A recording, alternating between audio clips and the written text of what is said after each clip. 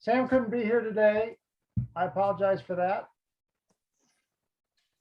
But Chris Walterson, also known as Dorothea Keats, if you ever see him on the Q list. Yeah, yeah. So Chris, I'll go ahead and let you introduce yourself and take it away. Okay, my name's Chris Walterson from Geraldton, Ontario. I think according to the curriculum there, I have to give you a bit of my history. I'm 67 years old. I never started flying till I was 35 years old, I guess. Prior to that, I was into motorcycles and women and other fast stuff. And when I had my last motorcycle was a 1000cc Kawasaki, and I installed an American turbocharger, American TurboPack turbocharger on it, and it was just insane. And I realized I was either going to kill myself or get a ridiculous ticket. So I wondered, where else can I go really fast and still get the adrenaline rush? So that instilled me to go get my pilot's license. Prior to that, I had probably been in an airplane maybe 3 times in my life. My first time, I was 8 years old. I went with my uncle Lyle. He had a Super Cub on floats.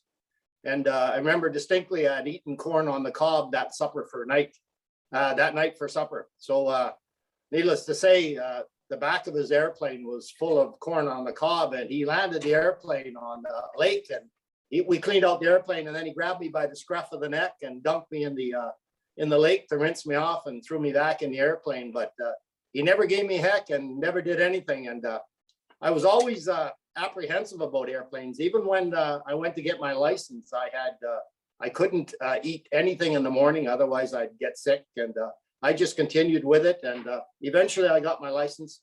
I went to Gimli, Manitoba, and they had an intense 4-week course where you could end up with your private pilot license. And while I was there, I was looking at books, and I saw a Q2 on one of the magazines. And so that year I went down to Oshkosh to look at some other things. And coincidentally, I met a guy from Canada that had a Dragonfly. And you know, at the time, Dragonflies and Quickies were the same thing. So he talked to me about the Dragonfly, and I ended up buying a kit Dragonfly that wasn't started from Atlantic City, and then I commenced to build that. And took me 3 years to build my first Dragonfly, but I ran with the VW engine, and I did extensive modifications after that because I just was never happy with it. I have time in Cessna Dragonfly. I built a Q1 with a super quickie right from the start with a 503. I ended up selling that. I had a Kit Fox. I have an EAA biplane that I currently fly, and I'm trying to build a Seahawker float plane. And I also have my float endorsement. So with that being said, I think I'll just continue with the tour. I have to get my lovely wife here to help me to flip the camera around. There, okay. Okay, here you go, guys. This is the Q2 currently built. I'm embarrassed because I picked it up in 2002 from Oregon. I think it was never started kit, and it sat in the hangar forever. And then I started building my Seahawker in the meantime. And once the Seahawker got to the hangar, my garage at home was empty, so I decided to build this. So I think I started building this about 4 years ago. And I built it purposely with the Subaru in mind and the inboard landing gear. So I'll just show you a couple of details. This is my wing is also, my wing and canard are both extended. I think about a foot more than thing. And I also have a type of Horner stole tips on it. Everybody's concerned about going fast, which I am also concerned about, but I'm also concerned about going slow. So I would like to go a little bit slower than your 90-mile-an-hour landing speeds. This is my inboard landing gear. That's there. These are the wheel pants made, and the cuffs and all that. Everything's hidden inside. This is the Sparrow strainer, and this is the how I attach the elevator in place. I'll come around here to the side. That's these are my cuffs that I use, so I can actually detach, and the ailerons quite easy. So this is what I did with the aileron setup. This here, I don't know if you can see that very good, but This bearing here holds the aileron out. And then this one slides in here. So that's another bearing I use. So this tube is actually bonded into the aileron all the way along. So that's how that works. And there's the mass balance. You can look in there. That's where I installed my fire extinguisher at the final solution. And then part of my weight and balance issue, I originally had my battery sitting right there on the back bulkhead, but now I put it in the tail and I ran two wires, two of the power wires here, so I can hook the battery cable there. And then I can actually reach behind the seat if I ever needed to and boost it. And if you see in there, also, that's my dual control for my, I have dual control. And then up here, where are we? Right there is my canopy lock system. I think Reg Clark had that same system. And that's a solid mount. So it actually, there's four aluminum tabs that pull back and hold the canopy hard in place. And these cables right here, these are my trim cables for my aileron. These are my rudder cables going out to the back end, and they're quick detach. So if you ever want to take the tail off, there's my comm antenna and my pitot antenna. And then this is how I attached it here. If you notice there's a countersunk AN3 screw here, and then with a nut on the other side. And then this, the solid steel tube is bonded completely into here. So this here slides forward when I take the other bell cranks off, and then it slides out and off. So it's easily disassembled. So, and on the ailerons, contrary to what the Q recommends, they have a bearing here, and then they have another bearing on the end. Well, I have that bearing on the end, but I also have another bearing right here, just to give it a little bit more stability if I can. We'll just go over to the tail quickly and have a look here. This is where I ended up moving my battery. So my battery's behind here. That's my transponder. These are my, again, quick connects for the rudder cables. There's my pitot and my comm antenna. And the cables run right all the way in the back. There's some nylon flow tubing here. And that's the major change here. And then on the tail here also, I don't know if you can see that, but I have a Dragonfly vertical stab and rudder. That's right from a Dragonfly, because I had previously built one. And I also have a Dragonfly tail spring I made. That's probably about 60 layers of uni smashed together. And this is a mass balancer. So everything's balanced. And then my pitot tube is in here. I have that on my other airplane, and that works quite well. My comm antenna is like most guys. It's sitting in the middle there. So this is how the Dragonfly works. You have your cables come out here, and then that turns, and then when it turns the rudder, it turns your tail wheel also. So like if you ever broke a tail spring, it still might jam up really bad, but hopefully you'll have a bit of rudder effect. So I don't know if that's going to work. But what I'm going to do as part of my weight balance, I'm going to reinstall this heavier Q2 tail wheel, and I'm going to make a more robust bracket on here, so that'll get me more weight with my battery moved back, and then this here. And like I said, I may actually bore a hole right here, because I have a spar in here, and insert a leaded tube down there to do my final weight balance. But that's still food for thought. This is my bracket. I seen one of the other guys had this. So this just lines up perfectly with the fuselage to line it up.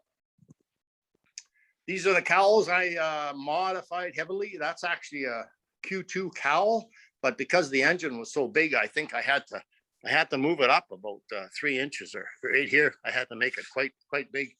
And I ended up running a 14-inch spinner so I can get enough clearance. This here is my 2-piece tail wheel. That's similar to Mike Arnold's design, which is, I think it's 3.7 long to 1 high. And then something is simple when you're doing all this. This is your water line on your airplane. And this also is your water line. Because if you have this tilted like this, so it looks really cool on the ground, you'll be catching air in there when you're cruising along. So if you want any little bit of speed, you do that. So this is, I have the other fuel. This is my fuel tank here, and that goes down through the center, through the console, pilot's console, and that fits perfect, but it doesn't leave you a whole bunch of room for cables and throttle stuff. I do have enough room, but there's not a whole bunch. This is the setup where the elevator hinge goes. This is just a small rib that bolts to a huge tab with two AN3 bolts to go in there. So there's an AN3 bolt here, AN3 bolt here, and then there's the original pinch bolt that goes right there. So it's also easily disassembled. And then this here, this here actually just slides right on there in place. It slides up in place there, and then fits perfect there. And then the Sparrow strainers are actually from similar to a Dragonfly, and I think there's a 30-degree angle from here to the top of the Sparrow strainer. And I had that on my other airplane, and it seemed to work, although it's time will tell. This is also I have a couple more hinge points on mine, as opposed to, I think the factory only had one hinge point here. I have 1, 2, 3, and then I have another hinge point inside four hinge points. So this is the landing gear. Inside that fiberglass fairing is a leaf spring from a 2008 Ford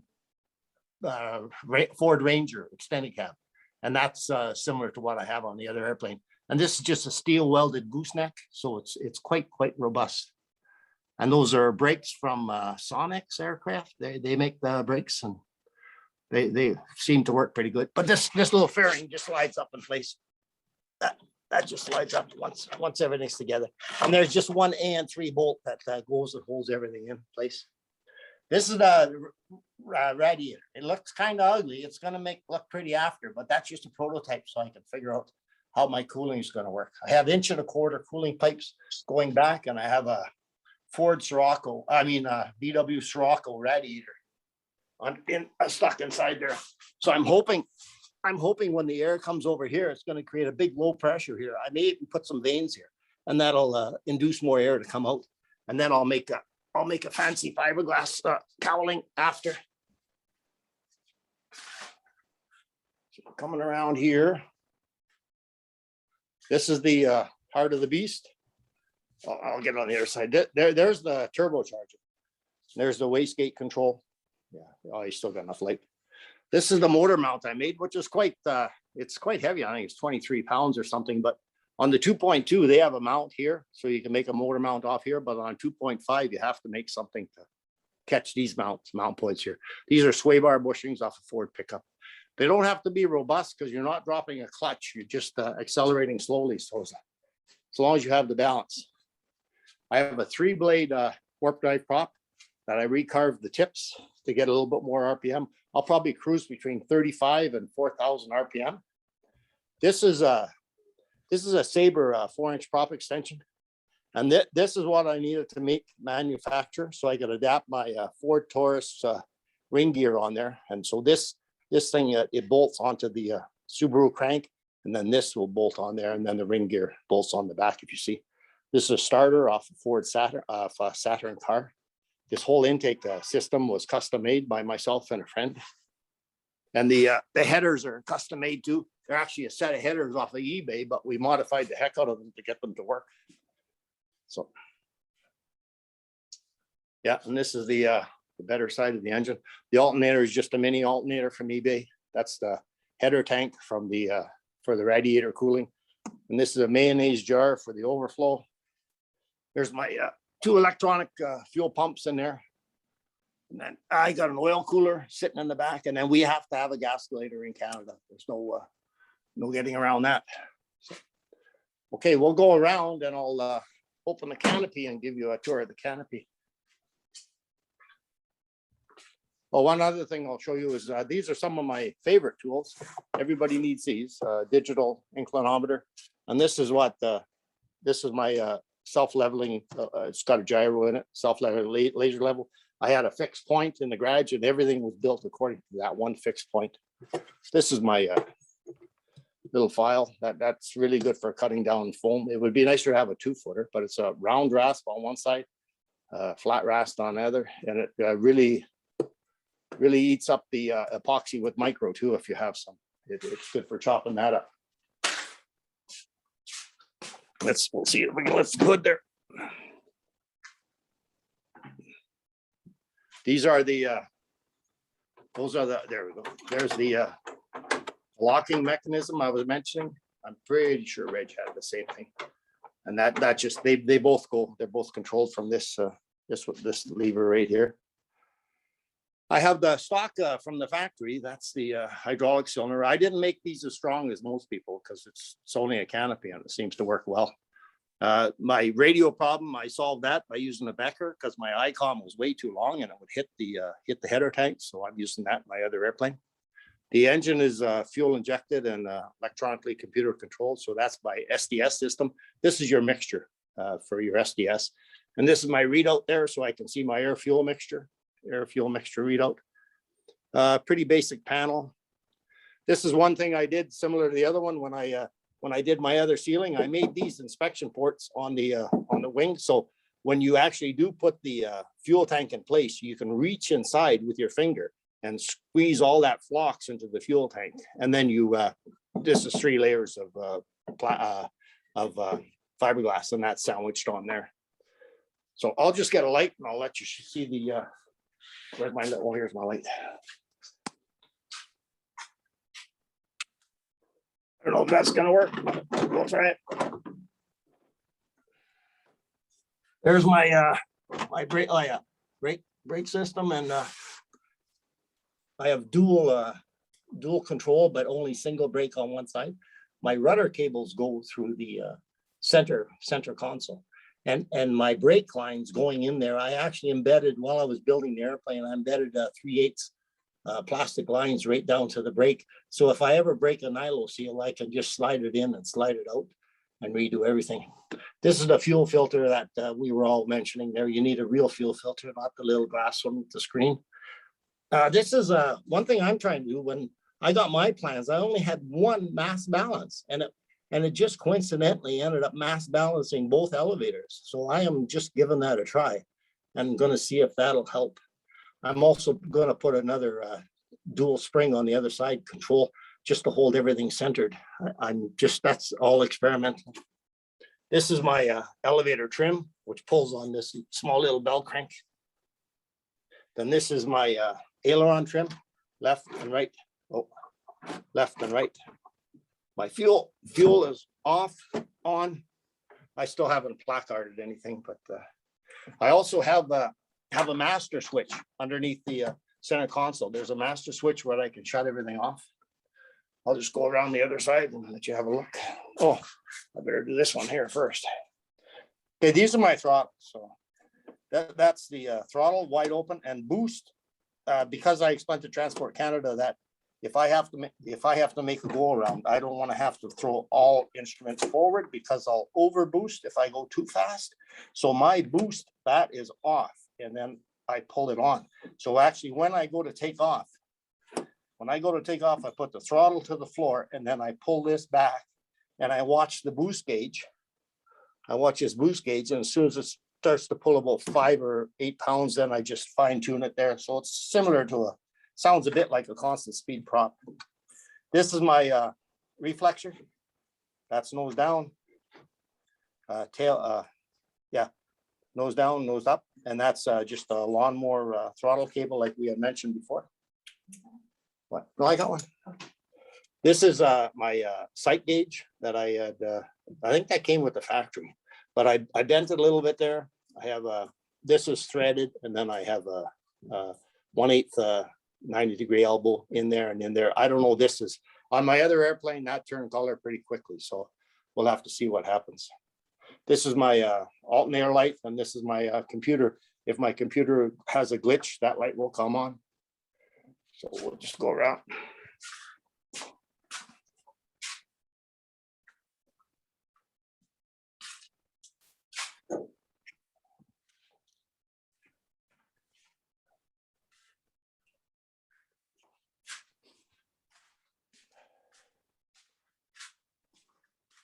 This is how it looks from this side. This the airplane, the inside is painted with latex garage floor paint. If you ever screw up, you just get out a little brush and you paint it up again. Same as the dash, the same thing. Because I know when you're doing your panel, you're going to make a mistake. So you get to fill it in and do it all. And I didn't use any relays in my system. I have all direct switches for everything. It's quite a few switches, but some of them are comm instruments, everything else. But I have dual fuel pumps, computer, ignition. This is the radio, and then it just keeps going, all that. So these are my main airplane instruments. And that's my start button. Just push that. So I had it turning over. I have oil pressure and all that. For my controls, I made some grips out of a piece of oak I found, or hardwood or something. And I actually have them, they're up and they're canted a little bit like this, because when you lay your hand naturally on the console, your hand is a little to the left. So these are canted a little bit. And so right there is neutral, neutral flight in the airplane. So that's where I'll be flying from. I already sat in it. It seems to fit quite good. And these are my little vents I have there. They'll be hooked up pretty soon. This fuel sender is from an outboard motor. That's it's a boat fuel sender. And we had talked before about the fuel things there. There's my shut off I have, so I can shut the fuel off to the sight gauge on the header tank in case you ever do have a failure. You just shut that off and then you can change it or continue on. I have the header tank is all plumbed just like the plans with the overflow and everything else. So it's working good so far. This is the tension spring for the aileron trim. If you need more tension, there's a spring under there. You just tighten that up a little bit to fine tune it. Once it's tuned, you'll find out you'll be flying this way if you got a passenger, and this way here if you're by yourself. So that's about it. So everything's pretty basic.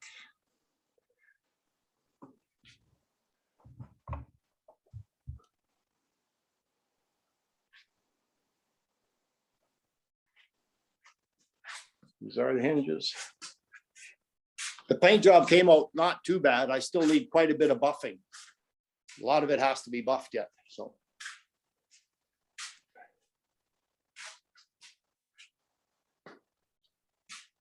Chris, I had a question. okay. You've got an exhaust that comes out the left side. It looks like Yeah. it's right. Looks like it's right in front of the air vent.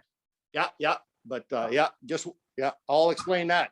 Okay. If you notice, the exhaust is coming around here, and here's the air vent. But this exhaust, if you notice, it's kind of tilted down. So the exhaust should come out right about here, but it'll also come out about 6 inches. Because here's a better view of it there. You'll see that exhaust is, I don't consider it a problem, but I'll find out when I go cruising. So, because most NACA vents, the air is close to the boundary for the fuselage. So I think that air is going to blow right out to about where my camera is now. So if I get anything, it'll be about, I may get a little bit of soot about 3 feet out from the wing. I'm hoping. That's why it's called experimental. No, I understand. I was just curious. It looked like it could be an issue. I didn't notice how far out it pushed. Yeah. Now here, I'll show you guys something too, and everybody's going to give me heck. But my torque tubes are bent. I bent all my torque tubes, all 3 of them. And if I had to do over again, I'd make them out of steel because they're quite easily to bend out of steel. But this way here, I clearance the tank and it still works good. And now everybody's going to say, no, you're going to break them. You're going to break them. Well, you only have about 5 pounds of pressure on here. And these tubes have no cracks or nothing. And they will not flex with 5 pounds of pressure. And they will not break with 5 pounds of pressure. So I may get a little bit of flack. And to bend them, I just made a jig like this. Because I didn't want to cut the tank out. I didn't want to cut the tank. So I just put it in there, put the vise in. And then I took a magnifying glass to make sure I didn't have any cracks anywhere.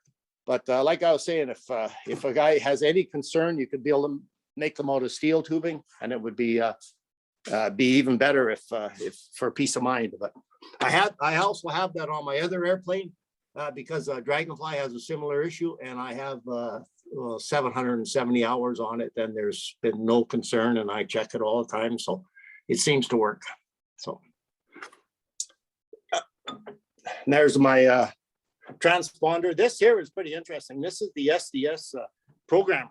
I can program all my fuel injection. Obviously, you don't do it in flight, but I can sit in the canopy and look at this and my temperatures here and do all my programming and parameters for timing or for fuel injection cycles. So it's I'm looking forward to it. I have that same program on the same SDS system on my Seahawker, and I've started it, but I've never flown it yet. So I'm still tuning that one up. So, and one other thing I've used too is I see a lot of guys use white aircraft wires, but Aircraft Spruce also sells color-coded wires. So I find it way easier that all my red wires are hot, all my blacks are ground, and the blue are incidental. So I got a whole bunch of color wired. It's much easier to figure than looking at a whole bunch of white wires and trying to figure out which one goes where.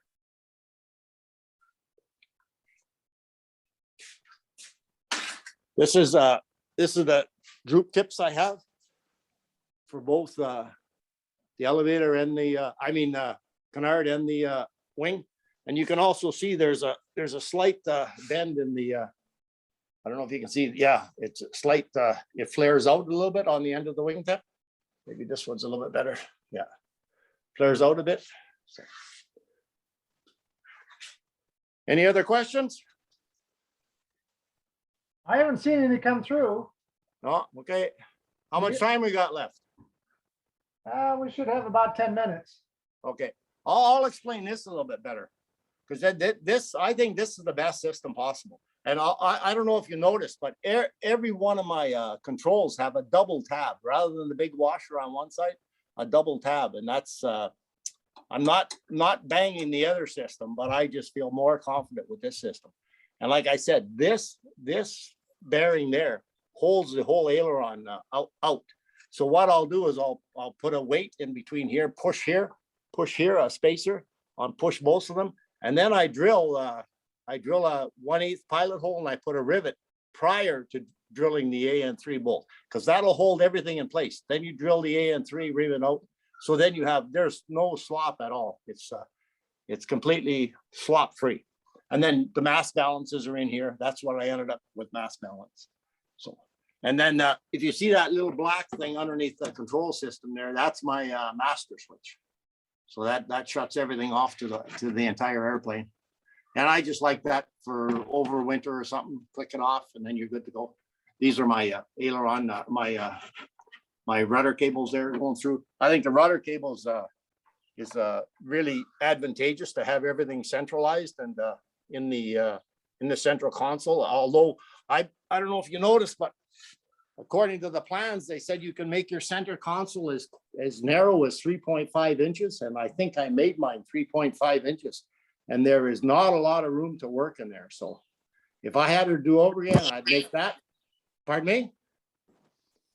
If I had it to do over again, I'd make the center console 4 inches.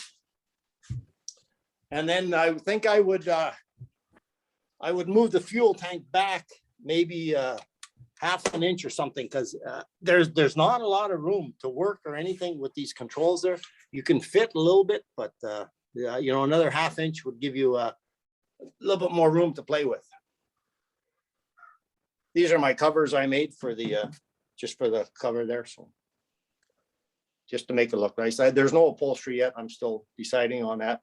And I actually think I might just go with 1-inch foam, because it feels really nice to sit low. I sit lower in this one. It's quite comfortable. This is what I did for the back. I'm going to put a piece of carpet in there, and then I'll put my emergency aid kit and first aid kit and all the other stuff in there. The seat belts are pretty close to plans, what the plan suggested. Chris? Hello. Question was, what is your empty weight and what horsepower do you expect to get out of your Subaru? Okay, my empty weight now sitting here is 740 pounds. And I'm expecting to get 150 horsepower with boost, 100 horsepower in cruise. So usually if a good rule of thumb is 15 pounds of boost will double your horsepower. But I only pull about 8 pounds of boost. So if I'm cruising at 4,000 RPM, I should be about 150 horse.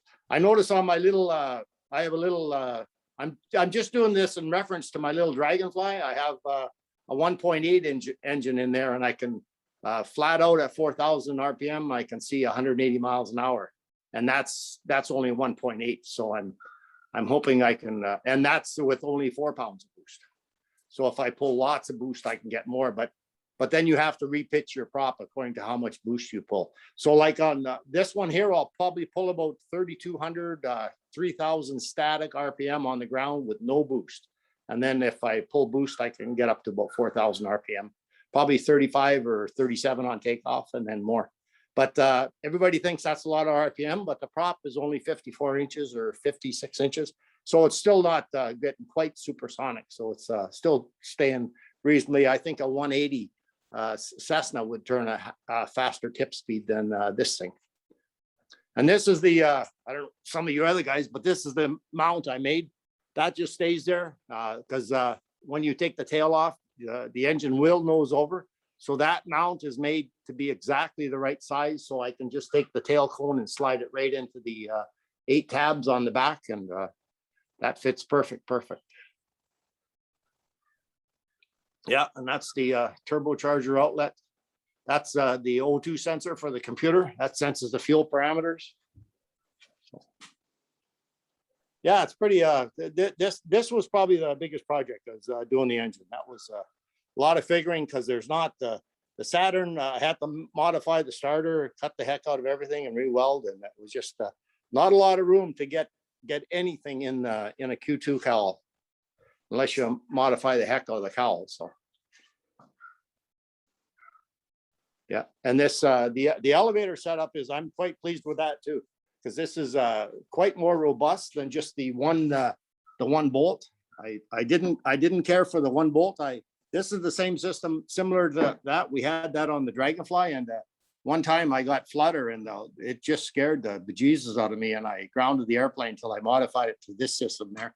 But the reason why we have flutter on the Dragonfly, there's no mass balance at all. And I had a little bit of slop prior to taking off. I had probably about 1/4 inch up and down, and I didn't pay attention to it. And then it just started fluttering, and the canard started porpoising. And having read a little bit on flutter, you realize you got to slow down. So I just cranked back on the elevator, loaded up the elevator, pulled just about straight up, and then once I got my speed down. But on the way back to the airport, I couldn't get more than 110 miles an hour. So then that was automatically, I fixed that right away and got rid of that problem. So yeah, the panel, like I said, the panel is very basic, just simple. Just I'm waiting for my registration numbers, and then I can put them on, then I can apply for my final inspection. We got our final inspection similar to you, but we get it from we have designated amateur building inspectors that inspect. We don't know how to focus or what. And so I have a friend that comes from 160 miles away, and he'll do my inspection. And we just send them a whole bunch of money, and they do inspection. So I want to try to get both done at the same time if I can, because I'm finishing off my Seat Hawker at the airport too. It was a fun build though, but even when I built the canard and the wing, I built them both at the same time. So I could do the canard at one time, and then the bottom of the canard and the bottom of the wing, and the next day back and forth. So it worked out quite well. For the landing gear setup, I forgot to tell you that, I still have the original carbon Q spar, the rounded Q spar in the back.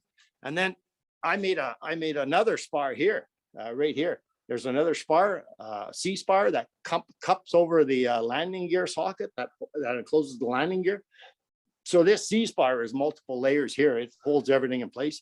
And then I also have 5 layers of carbon fiber going on both the canard and the wing, just beef it up a little bit. But I'm sure it'll take the landing loads the way it's designed now. It's a little bit heavy, but I think I was trying to keep the weight down as much as I could, but the engine, I think the engine was 256 pounds all up sitting there. So then you got to try to get everything back as far as you can. So that's why the tail wheel is going to be modified, and then I'll try to slide some weight in the back. So I'm hoping to be about 760 pounds empty weight, maybe, when it's all said and done with the weight and balance. Chris, we've got just under 2 minutes. Okay. Anything else we need to look at? Oh, this is I'll make you guys drool. I got My a friend question was about building expected some fuel canoes. consumption and what's your fuel capacity? Oh, I just have I don't know what the fuel consumption is going to be. I'm hoping in cruise it'll be down to about 4 gallons, or depends what I want to cruise at. But I'm hoping at 170 miles an hour I can get about 4 gallons an hour. I'm hoping. And I just have the stock tanks and the stock header tank, and I'm still trying to figure out what that is. I think everybody, one place says 90 pounds, one says 84. So I'm thinking, you guys can correct me. I think it's 4 gallons in the header and there's 15 gallons in the main, but everything is built just stock. And my bladder is a little bit old, so if I can get 3 hours of flying time, that's plenty for me. I probably won't install an auxiliary tank. But I still, I've seen some of the other guys too. I still have room to install another 5 gallons if I need it behind the passenger seat. I can make a tank. That's good. Yeah, this is the tail size on the Q. That's quite huge compared to my little one on that I have here now. So I'm gonna put this and I'm gonna reinforce this because I think this will give me about 3 more pounds tail wheel there. So. And how much more did you think you needed in the tail?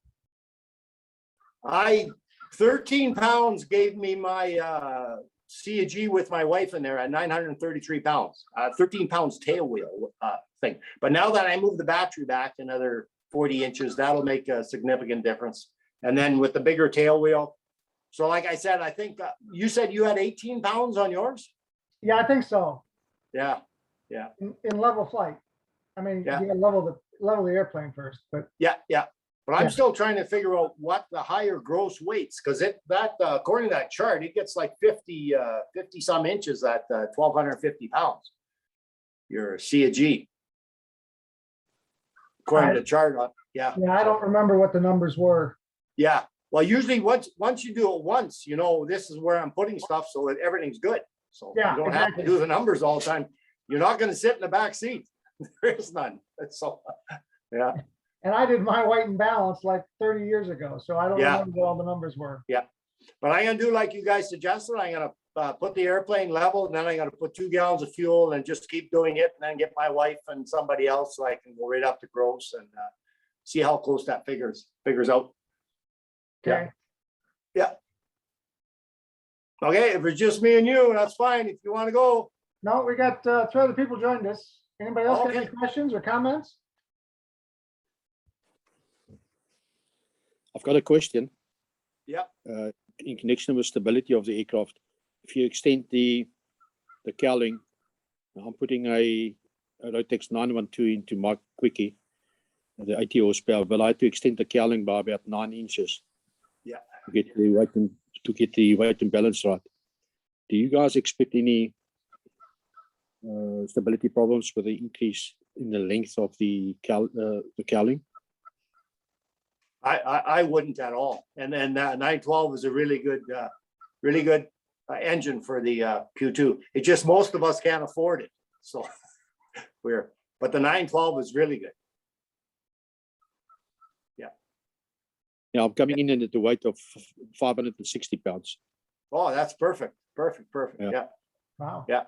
That's right. Because I put a little 503 Rotax in my little quickie, and I ended up putting 8 pounds in the tail.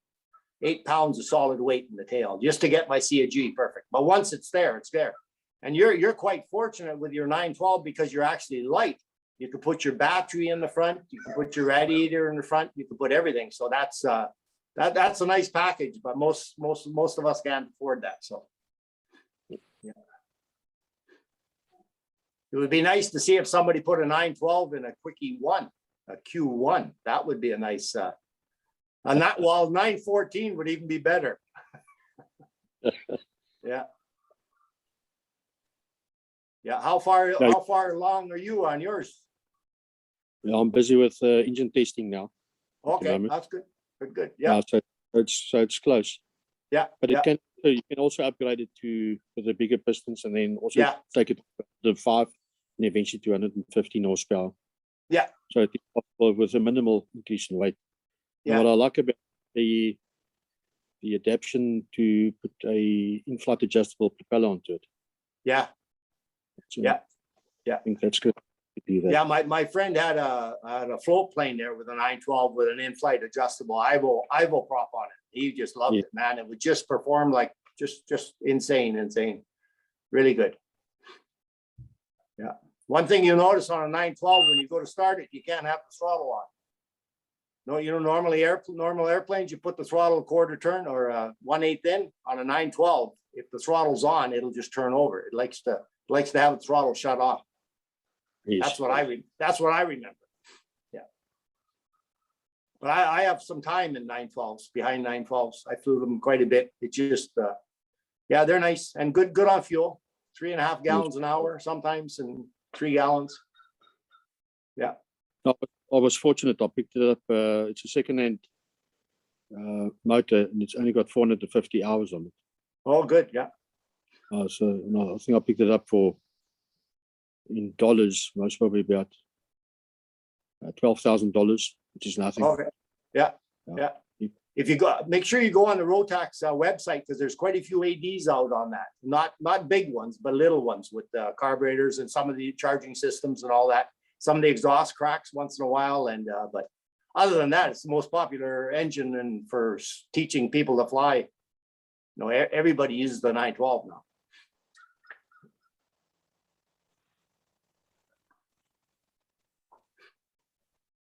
Chris, I had one other thought as you were going through your plane. I noticed your fire extinguisher was right behind your pilot's seat. Yeah, they might snag me on that, but Well, I was gonna say, it's gonna be really hard to reach that if you need to when you're sitting in the seat, either on the ground or in the air. yeah, It seems like just moving it over to the passenger side would be better. yeah, maybe. But I got my control stick there for the co-pilot. The control stick is there, and I also made, like I said before, I may put another fuel tank in there. But having said all that, Paul, I am never in my life going to let a fire extinguisher off inside an airplane when I'm flying. Well, in the air, I would agree, but if you get on the ground and you still want to put the fire out, you can't reach it while you're sitting in there. Oh, no. Yeah, I know, but I can jump out pretty quick. So, Well, that's but true. If I may you're on do the like- ground, why are you still sitting there? yeah, I may do like you guys do and put another Halon one in between the shoulders there. Yeah, that's where mine is.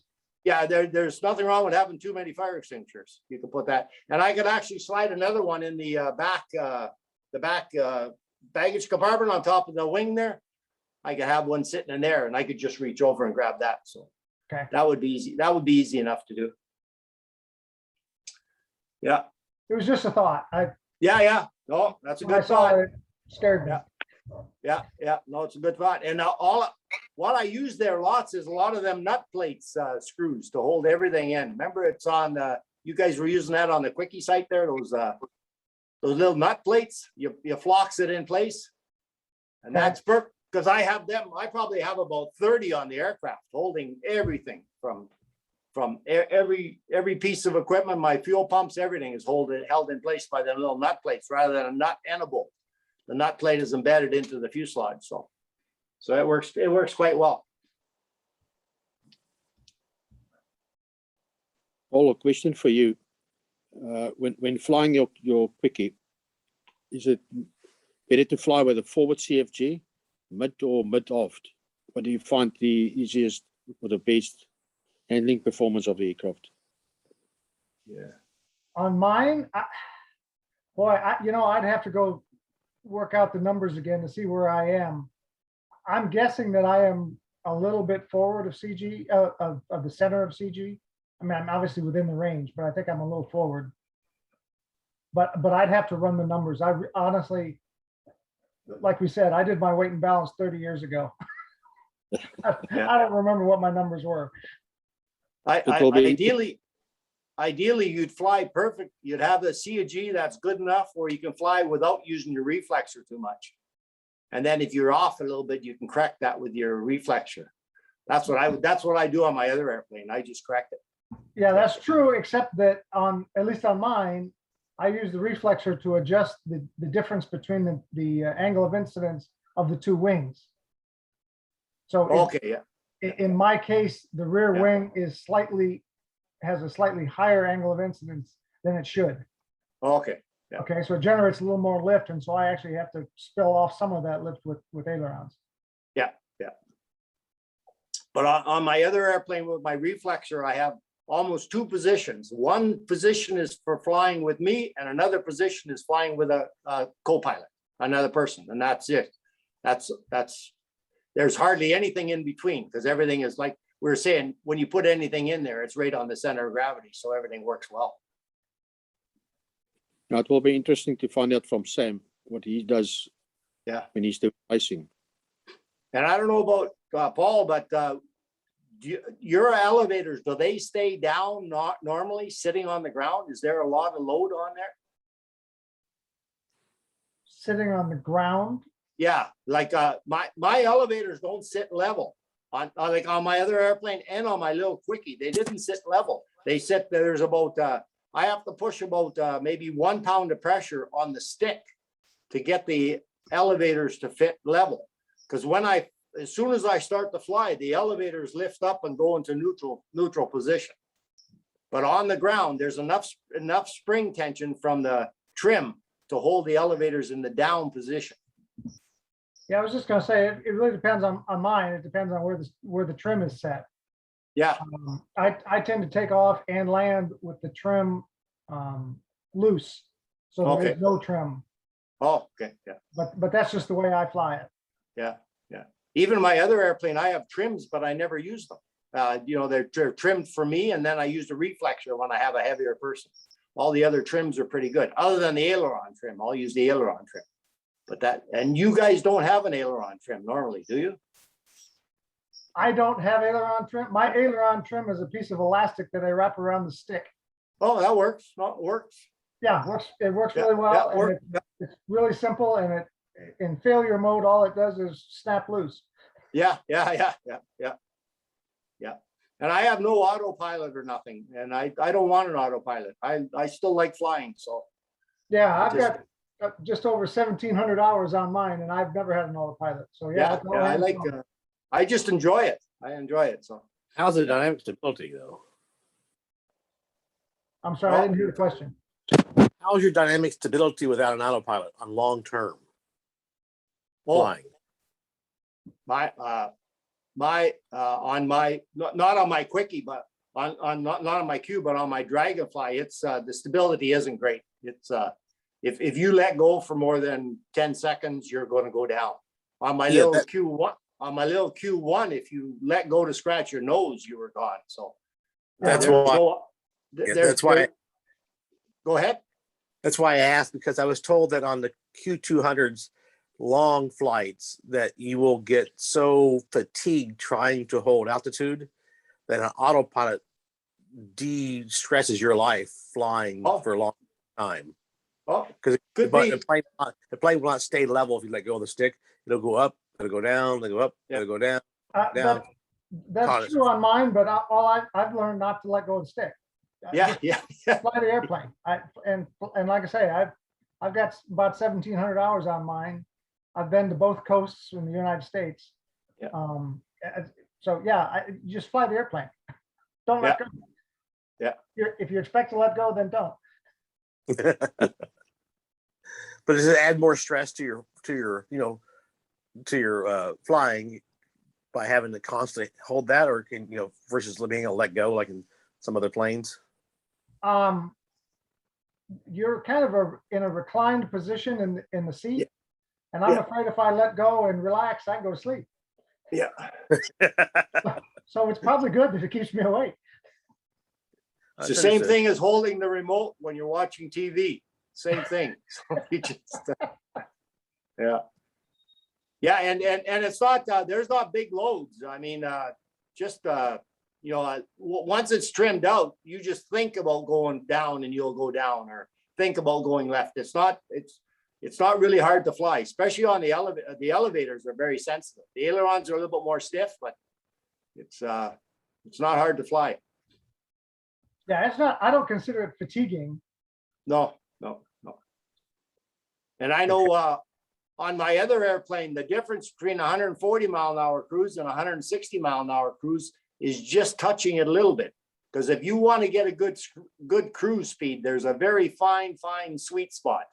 And you got to play with it sometimes to get that sweet spot. Well, according to Jim and a couple other pilots, they said they use a reflexor to lower the reflexor, which changes the angle of incident on your canard, which then reduces the drag, which then gives them like 5 miles an hour, they're claiming. Yeah. Yeah, that's been the claim forever, and I've never been able to prove that. I mean, I've tried it, and I've tried. They call it getting up on the step. Yeah. And I've never been able to do it. At least I've never been able to notice it. I don't notice a drastic increase in speed. I mean, obviously it's more increased as I'm descending, but I haven't been able to get a higher cruise speed at all. Yeah. But again, that just could be my airplane. One good thing to try is take a digital level and put it on your co-pilot's console and go for a flight. And then you can see at what angle you're at in cruise. And then you can try to tweak it so you're at the perfect water level line. And then if you're going down, then you haven't got enough lift on your canard. And if you're going up, you've got too much lift. So Interesting way of doing it. yeah. Because you know, when you're doing your weight balance and everything else, you're setting everything up for your water line to be level. So, and then, you know, because you can steal a little bit of speed on my little Dragonfly. I have VGs on it, and I almost had to learn how to fly again once I installed the VGs because it was such a drastic difference on the airfoil. With 150 horsepower, what do you think your top speed will be on this plane? I don't know, because I got a bigger wing. I think I got a little bit more drag than most guys, and my cowling is a little bigger. So I'm hoping for a cruise at 200, but I'll be burning six gallons an hour. I'm hoping for a cruise, but flat out with big boost, I don't know. I'll have to.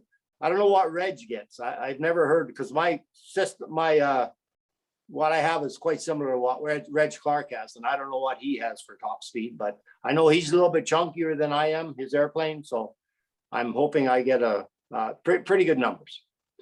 I'm curious Yeah, I mean- how much drag your radiator is going to create. Yeah, that's it. And I got that big radiator underneath and everything else. So, but having said that, I got a big radiator underneath, but I got no openings in my cowl. So it's a trade-off, you know. If you got I got really small openings in my cowl just to get some air moving, but so it's a trade-off. So, and then once I aerodynamic the cowl underneath the radiator, I'm hoping to have no drag, much like the P-51 there. So, but like I said, on my other airplane, I get 180 miles an hour flat out with a 1800 cc. So that's pretty good for, and this will be way better. It's lighter, it's better. My It should little be fast. my little Dragonfly with a 1.8 in it, it weighs 736 pounds. So this with a bigger engine is the same weight. So Well, you're going to have to report back to us as to what numbers you do get, because we're all yes, curious. I definitely will. will Hopefully you you won't be reading them in my obit. He was going really fast. It's going really fast right till the end. Yeah. How did you attach the undercarriage to the wing? How did I? Attach the undercarriage with the attachment Yeah. to the wing. There's a big socket there inside the spar. I have the normal tube on the back, the carbon fiber spar, and then I made out of a 1/2-inch plywood, a big gearbox like this with aluminum slots in here, and that's sandwiched. And then on the front of it, I have a C spar on the front. So it's captured on the back of the gear socket with the standard carbon fiber spar, and then it's captured on the front of the socket with a fiberglass spar with multiple layers of carbon fiber on top of that. So it's quite, pardon me? Same as that what they do on the Dragonflies. Same thing, just about the same. That's why I like both airplanes, and I tried to pick out what I like. Not saying it's the best, but I'm trying to figure out what I like about airplanes. Much like my pitot tube in my vertical fin there. I like it up there, and I like the whole tail wheel setup about the Dragonfly. So, but there's a lot of stuff I like on the Quickie also, especially the tail removal stuff. That's quite nice.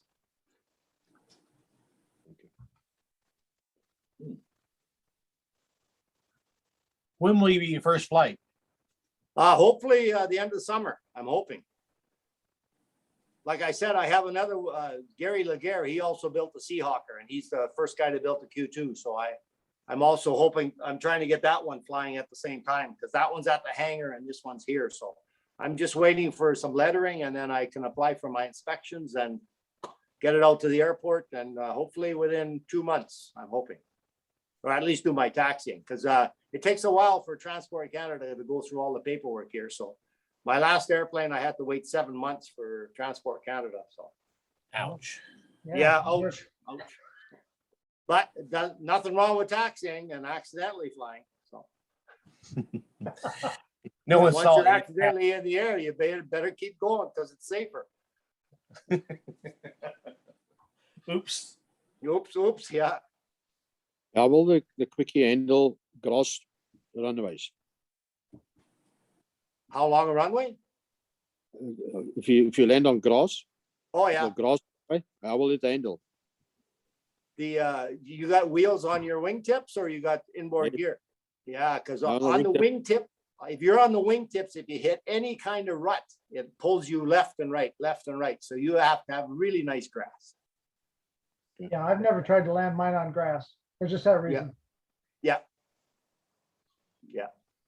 Yeah, you're on them pedals quite a bit, and just with my little Quickie, just taxiing from my hangar there. You were on them. You had to push them pedals hard just to keep you, because it would pull lots on the wheel, because the moment is so far out there with the wheels out.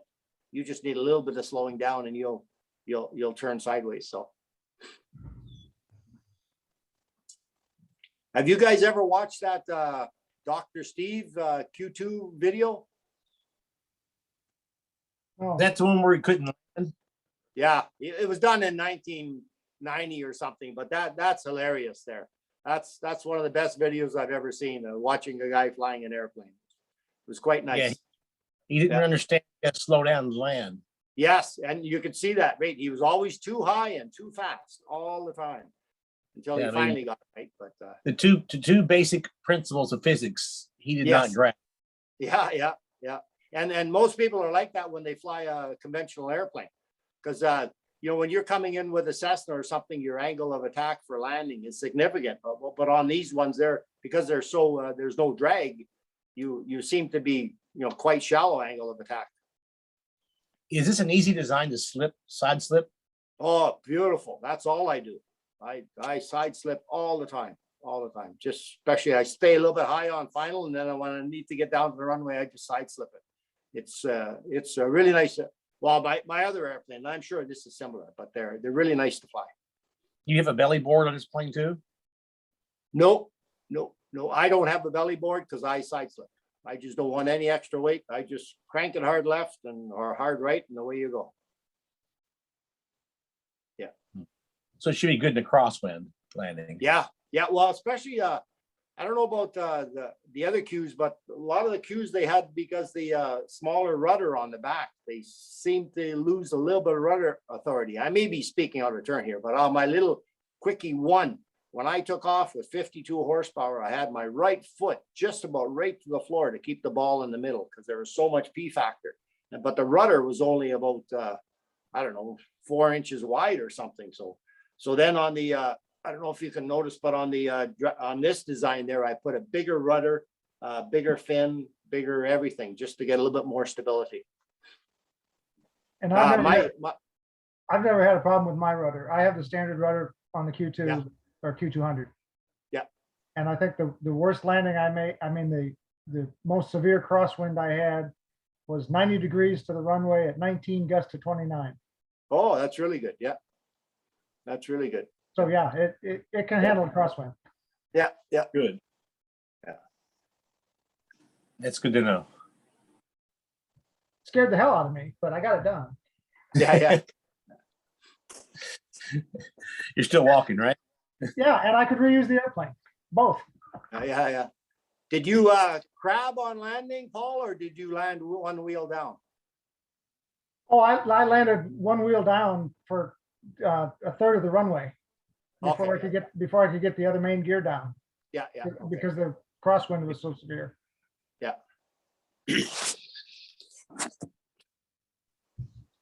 That's Does one thing no Paul- one ever talks about on the Q2s landing crosswind. They put one wheel down. It's like you always kind of wondered that same question. Are you running on one wheel in a crosswind landing, or are you trying to put them both down as soon as possible? I put one down and then the airplane will tell you when it's done flying because the other wheel will Yeah. come down. I just keep going down the center of the runway and it's like, okay, anytime, baby, whenever you want to go down, we'll quit.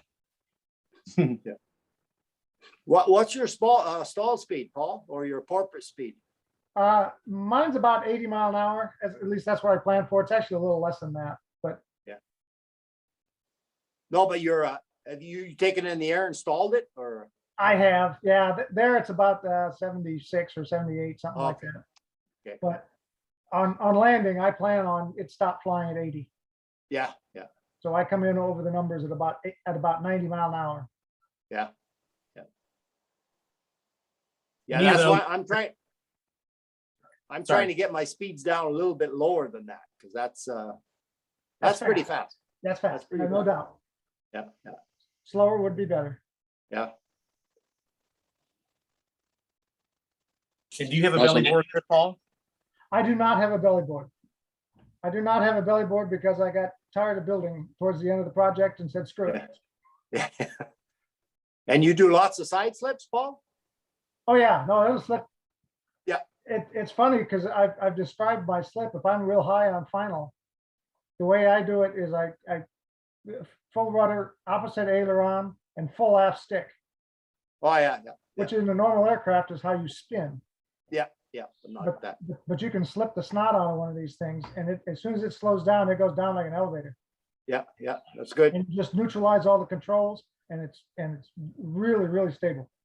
Yeah, starts to fly again. Yeah, it flies and set her down. Works great. Yeah. Yeah. I would not try The that reason on first flight, but Yeah, the reason I asked, the airport I'm at has a severe crosswind condition, so it's one of those things you got to plan for in advance. Yeah, good plan. Yeah. And we've talked about this in the past. I don't know if anybody's done it, but crosswind technique. If you've ever played with the reverse aileron steering, you give it right aileron and it wants to turn left. If you think about the way that you land into a crosswind, just leave the aileron in. Whatever you need to keep the thing straight down the runway, just leave it in. Because it'll help you on that crosswind. Yeah. Don't neutralize your ailerons once you touch down. Exactly. Okay.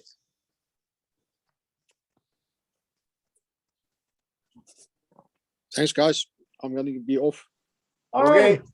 Have fun. Thank you. Let us know when you're gonna fly. Thank you. Okay. Thanks, everybody. Well, thank you. Appreciate it. We'll get this thing posted. I'll get the things out to Sam, and Sam will do a little editing and put them out. Yeah. Okay, Paul. Thanks a lot, Chris. Yeah. See you next time. Talk to you later. Bye-bye. Bye-bye.